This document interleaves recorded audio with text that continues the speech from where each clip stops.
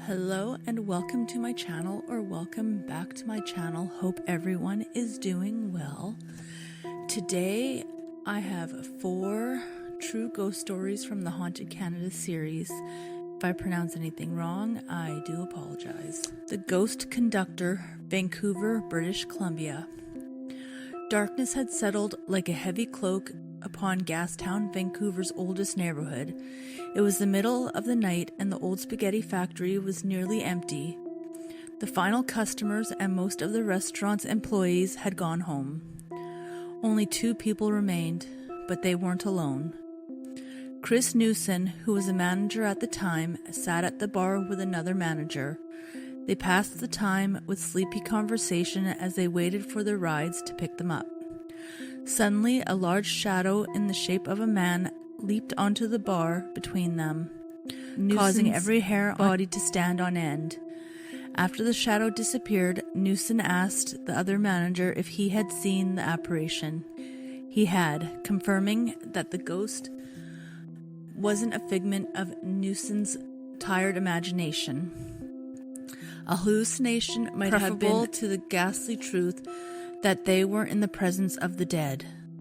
The Poulos family bought the Old Spaghetti Factory franchise from the United States to Canada in 1970 and opened the Gastown location in an old building that had previously been a train station, general store, and factory. The restaurant is filled with antique artifacts and furnishings from around the world, including a piece of stained glass from the Queen's carriage. But there's one piece above all else that is impossible to miss. Sitting in the front of the dining area is an original trolley car that was built by the BC Electric Railway Company. The trolley number 53 carried passengers between Maine and Cambie every day from 1904 to 1950. When it was taken out of service, it was moved to the Pacific National Exhibition Grounds, where it sat before being loaned to the restaurant. Once installed inside the Old Spaghetti Factory, the trolley was converted to include tables and chairs. But the Poulos didn't know what they were bringing into their restaurant, or else they might have had second thoughts. The trolley came with a conductor, a man who had died in the early 1900s and refused to leave number 53, despite the trolley's new location and purpose. It's believed that the conductor died in a train accident near Waterfront Station, just down the street. His ghost is regularly seen inside the decommissioned trolley late at night, often sitting at the same table.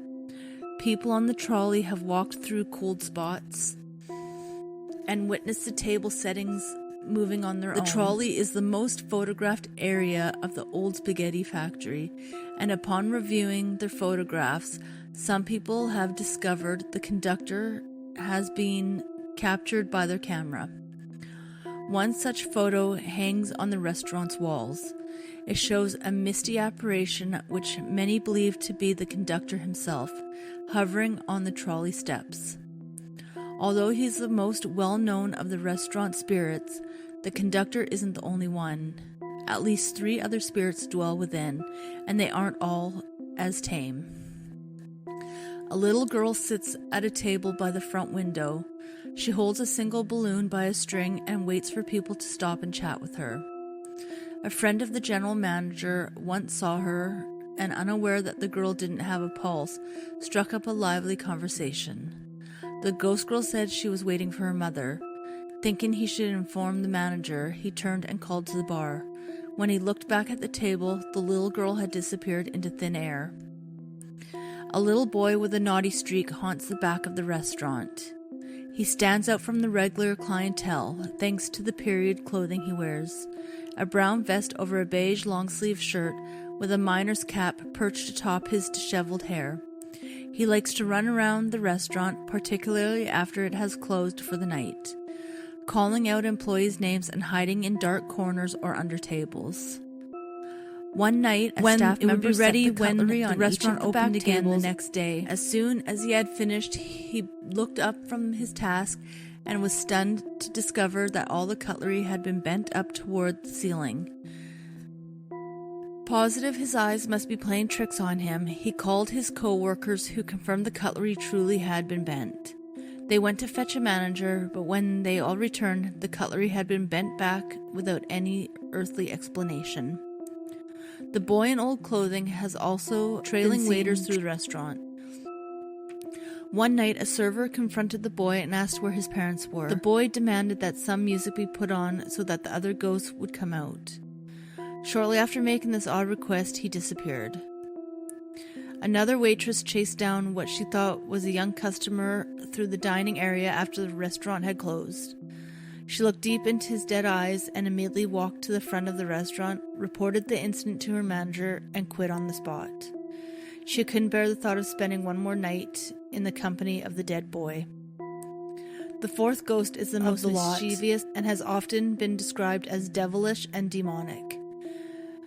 Appropriately attired from head to toe in red clothing, with flushed cheeks and bright red hair, he comes to be known as the Little Red Man. He spends his time in the restaurant's bathrooms and scares customers when they're least expecting it. When all is quiet and it appears as if no one else is in the room, Little Red Man suddenly appears and cackles before quickly exiting the bathroom. Sometimes he dissolves into swirling black clouds in the stalls, as witnessed by an employee who was closing the restaurant one night. He's never been seen in any other part of the restaurant. 2 women once took his picture in the women's bathroom, presumably to report him to the police, but when they looked at the photo, there was only a black cloud where the Little Red Man had stood before them. To shed some light on the paranormal activity, restaurant staff brought in a psychic at one time. While examining the dining area, the psychic identified the ghost of a boy named Edward, and also discovered that he believed to be a vortex where Edward is often seen playing late at night. The vortex, the psychic explained, is tied to the Earth's electromagnetic fields and might be acting as a portal to other dimensions, which has allowed spirits to enter the restaurant over the years. She also confirmed that many of the heirlooms and antiques in the dining room, including the trolley car, have ghosts attached to them. More recently, a group of students spent a few harrowing nights in the restaurant, Vancouver during the first term at the director Michelle Dougherty and producer Elise McMullen created a documentary about the paranormal activity in the old spaghetti factory. The 2 students shared an interest in ghosts, and Michelle used to live beside the restaurant. She always felt a cold, eerie energy when she ate there, so it was with the perfect for their documentary. They gained permission to film in the establishment after open hours from manager Andre Pastor, brought in a well-known medium named Derek White Sky Cloud, assembled their small crew, and got to work. They filmed for a few nights after all the customers had left.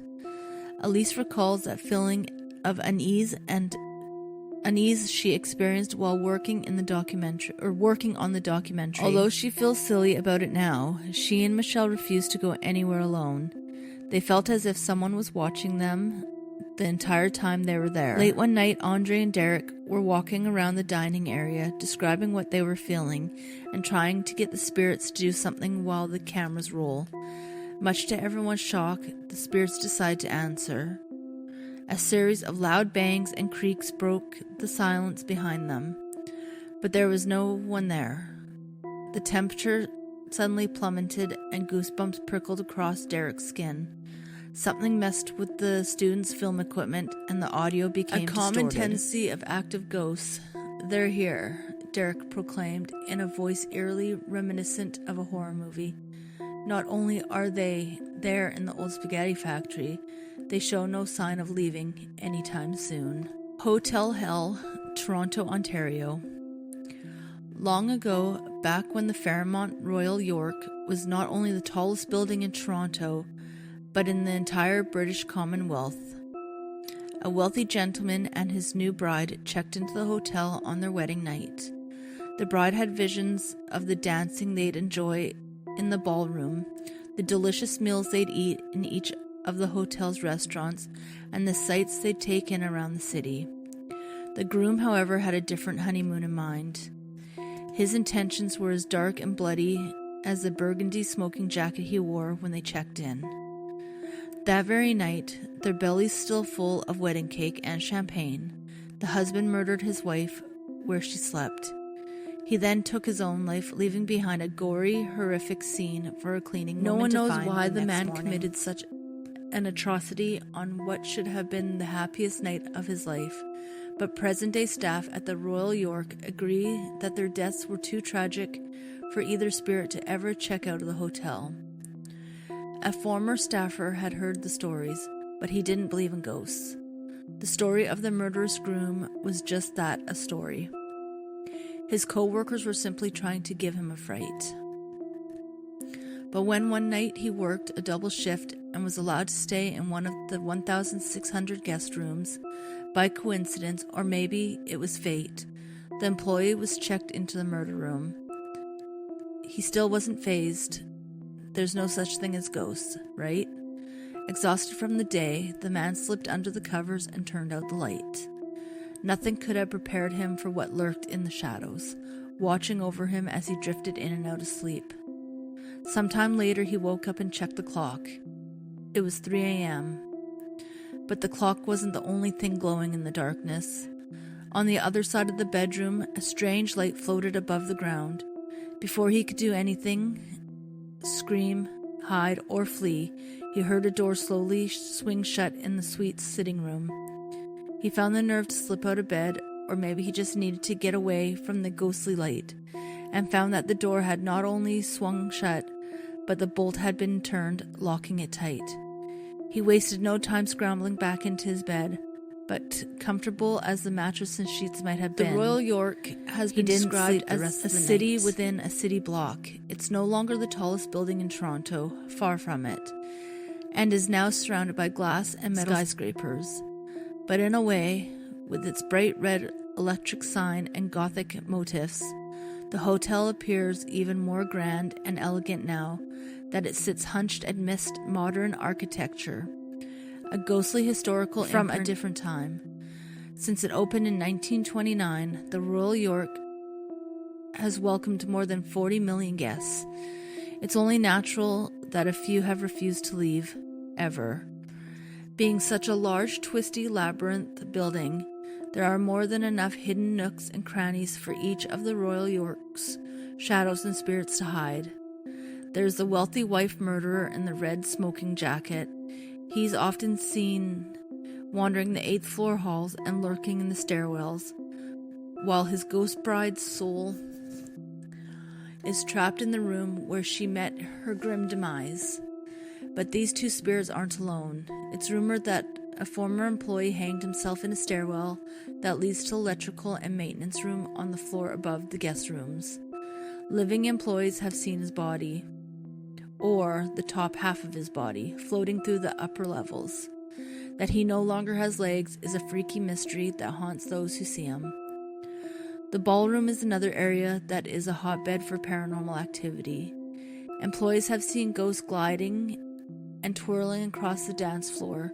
The crystal chandeliers rattle and shake on their own. Guests trying to sleep in rooms near the ballroom have called the front desk to complain about the loud music and chatter that had woken them in the middle of the night.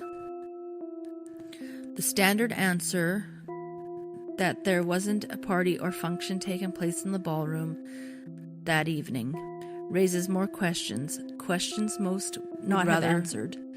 Is it possible that the ghosts of the upper class, who used to attend the hotel's famed dances during the first half of the 20th century, still gather from time to time to relive their glory days?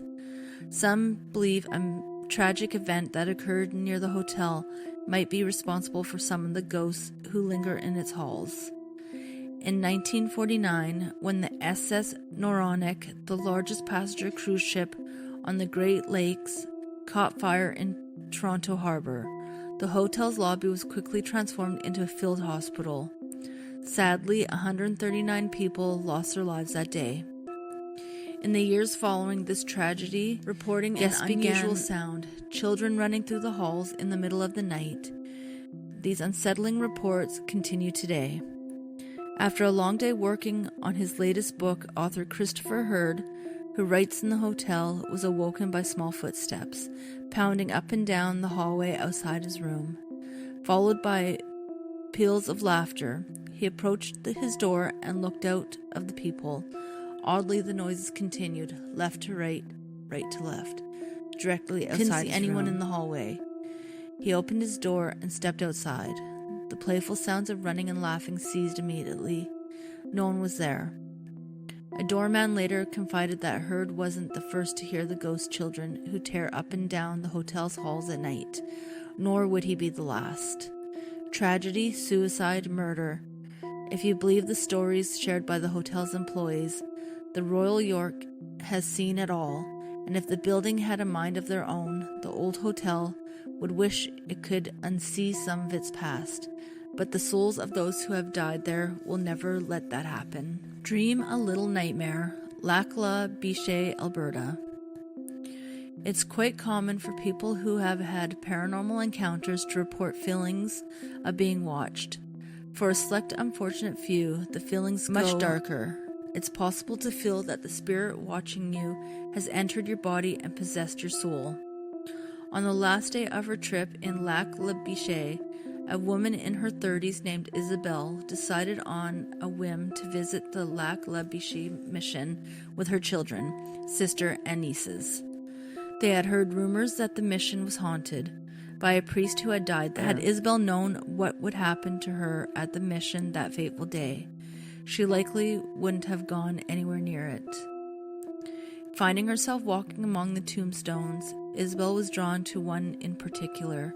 She didn't know what about it had attracted her, and the name and dates etched in the stone were obscured by a thick layer of dirt. She bent down and wiped the filth away, but as soon as she touched the gravestone, an ice-cold chill passed into her fingers and shot up her arm, sending her reeling away. It felt like she had been shocked by an electrical current. The sisters and their kids quickly left the mission and drove back to the hotel. During the drive, Isabelle developed a migraine unlike any she had ever experienced before. She felt as though electricity was... When they finally got back to the hotel, Isabelle's sister put the kids to sleep in a separate room. Isabelle crawled into her own bed and tumbled into fretful sleep. That's when the dream started. Isabelle saw herself running in a field, thanks to a dream logic, or perhaps something supernatural. She knew she was a young girl named Emma Ladoucière, and that she'd been born in the Lac La Biche mission. At the far end was a large man, possibly Emma's father, leaning against a barn. The man had a thick mustache, and Isabelle, or Emma, could tell he was furious with her. The dream jumped ahead in time, and Isabelle, Emma, was lying in bed. An old woman fretted about the room, her worry plainly written on her face. Isabella's body was painfully cold despite the thick sheets piled atop her chest. She knew then that she was dying.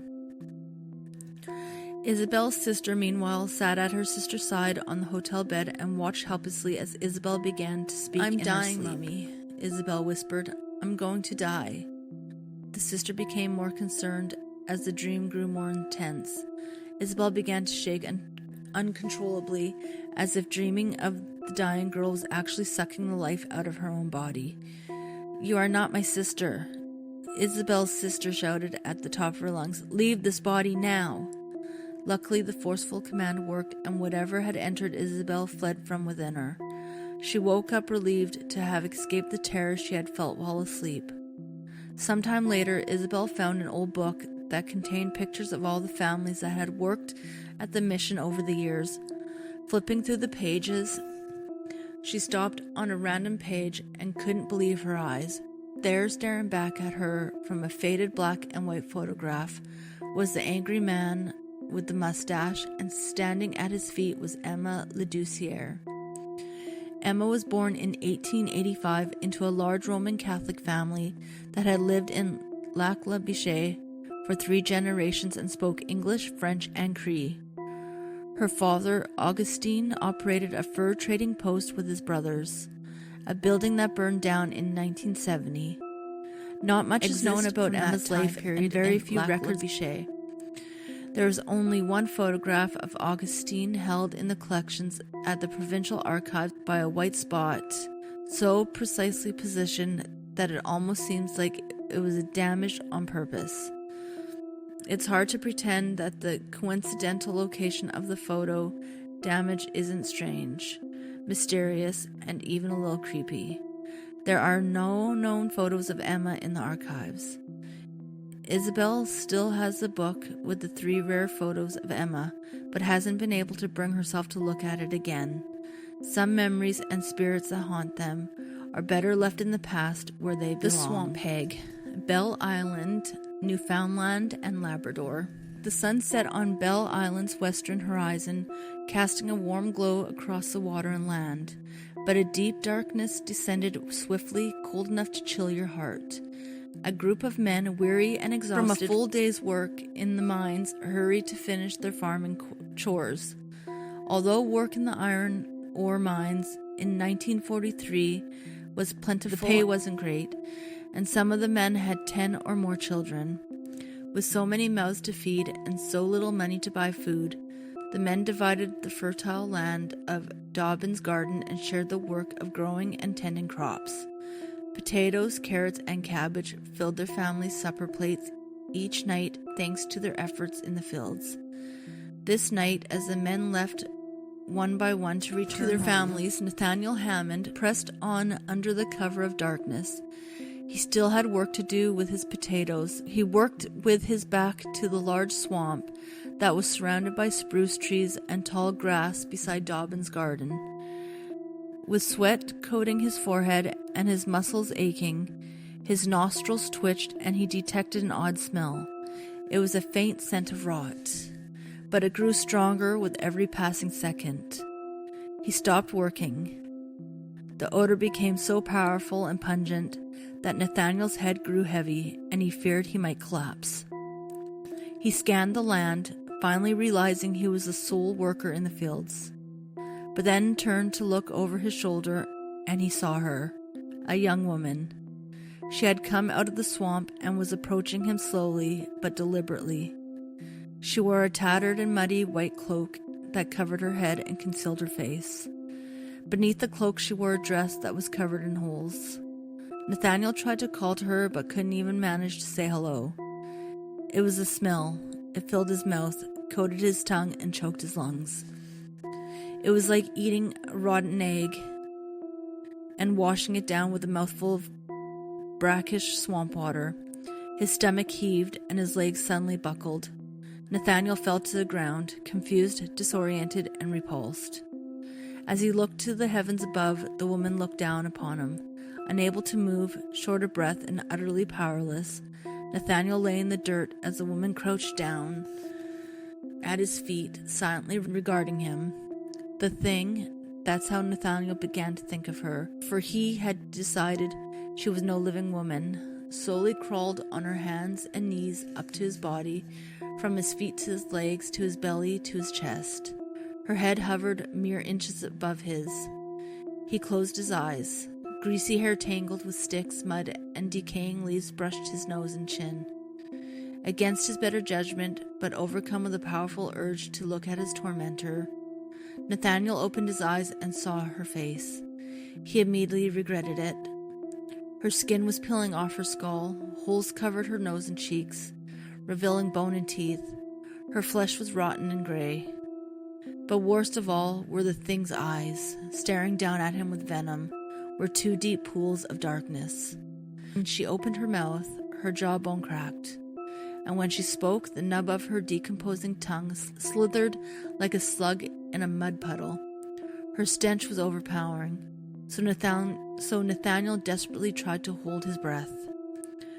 "You heard me when I cried, pleaded and screamed for help," she hissed, "but you and your kind ignored my pleas. Because of you and your superstitious ways, I died a horrible death in that swamp. Now I have come back to avenge my own death." She lowered her face to his, so close that Nathaniel could practically taste the putrid swamp water oozed from her pores.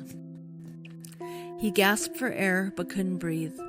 The world grew darker than he thought possible, and stars danced before his eyes. Nathaniel whispered, "It wasn't me," and then lost consciousness. Back home, Nathaniel's wife had grown alarmed when he hadn't returned with the other men.